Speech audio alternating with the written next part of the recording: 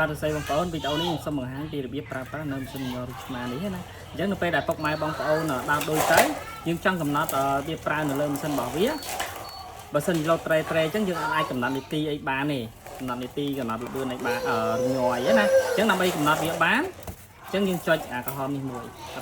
មកឲ្យចេញអក្សរបែបហ្នឹងណានោះអក្សរបែបហ្នឹងណាអញ្ចឹងនៅពេលដែលយើងចង់កំណត់នីតិយើងចុចមកអញ្ចឹងនីតិរបស់វាចាប់ពី1នាទីហើយខ្ពស់បំផុតរហូតដល់15នាទីអញ្ចឹងនីតិដែលយើងអាចកំណត់បានណាអញ្ចឹងឧទាហរណ៍យើងចង់កំណត់តែ5នាទីយើងចុចកំណត់5នាទីមកហើយយើងចុចអានេះមកដើម្បីឲ្យវាញ័រចាប់5ញ័រអញ្ចឹងធម្មតាវាកម្រិតញ័រដំបូងគឺលេខ1អញ្ចឹងយើងចង់ដល់ប្រមាណបើសិនជាយើងចង់ចុច manual តឡើងខ្ពស់ទៀតយើងចុចប៊ូតុងលើនេះយើងតឡើងកម្រិតញ័រហើយនេះគឺបន្ថយកម្រិតញ័រណាហើយបើសិនជាយើងចង់ឲ្យលឿនអានេះកម្រិតញ័ររបស់វាចង់ option 3អានេះកម្រិត1អញ្ចឹងកម្រិត1មានរហូតដល់250ហើយកម្រិត2នេះរូបបោះចំហៀនមួយនេះមានរហូតដល់550ឃើញទេដល់ពេលកម្រិត3រហូតដល់900ប៉ុន្តែខ្ពស់បំផុតកម្រិតញ័ររបស់វាគឺ999កម្រិតញ័រណា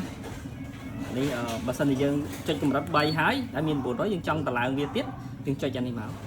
ប៊ូតុងលើនេះអញ្ចឹងវាតឡើងអញ្ចឹងតាមចំណង់ចំណូលចិត្តឬក៏តម្រូវការរបស់ពុកម៉ែបងប្អូនប៉ុន្តែខ្ពស់បំផុតគឺ999ព្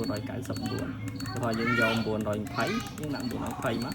អញ្ចឹងវាញ័រកាន់តែខ្លាំងណាបងប្អូនឃើញគឺញ័រហ្នឹងហើយបើសិនជាយើងប្រើយើងចង់បន្ថយចង់យកកម្រិតមួយណាយើងចុចជាក់ស្ដែងប៉ុន្តែបើសិនជាយើងចង់នៃការប្រើប្រាស់របស់យើងចុចអានេះមក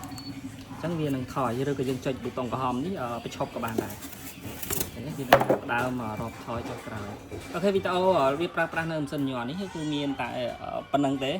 អរគុណច្រើននេះសូមណែនាំម៉ាស៊ីនហាត់ប្រាណដែលខ្ញុំតែងតែហាត់20ទៅ30នាទីមានមុខងាររំញ័រហើយនិងក្លុកចឹងហើយបងប្អូនចេះឃើញខ្ញុំថាអត់មានខ្លាញ់អានេះដោយសារតែវាមានតួនាទីមួយគឺក្លុករំញ័រអញ្ចឹងធ្វើឲ្យខ្លាញ់នៅក្នុងរាងកាយយើងចុះហើយម៉ាស៊ីននេះការពិនិត្យដើមទីមកគឺជួយព្យាបាលជំងឺចំពោះអ្នកដែលអត់សូវមានកម្លាំងហាត់ហើយនឹងអ្នកជំងឺដែលគាត់ធ្វើចលនាបានណាចឹងបងប្អូនមើលនៅក្នុងរូបភាពបង្ហាញហ្នឹងយើងអាចឲ្យឈរយើងអាចអង្គុយអីបានគ្រប់ទម្រង់បានហើយចំណែកប៊ូតុងដែលចុចហ្នឹងគឺតឡើងចុះបានតឡើងញ័រក៏បានតឡើងក្លុកក៏បានថយក៏បានអានេះខ្ញុំបើកអញ្ចឹងមិនត្រឹមតែយើងអាយុច្រើនហាត់បានទេចាស់នៅក្នុងប្រទេសយើងហ្នឹងក៏អាចហាត់បានដោយសារឲ្យគាត់អង្គុយឬក៏ឈរលើហ្នឹងហើយមានអត្ថប្រយោជន៍ច្រើន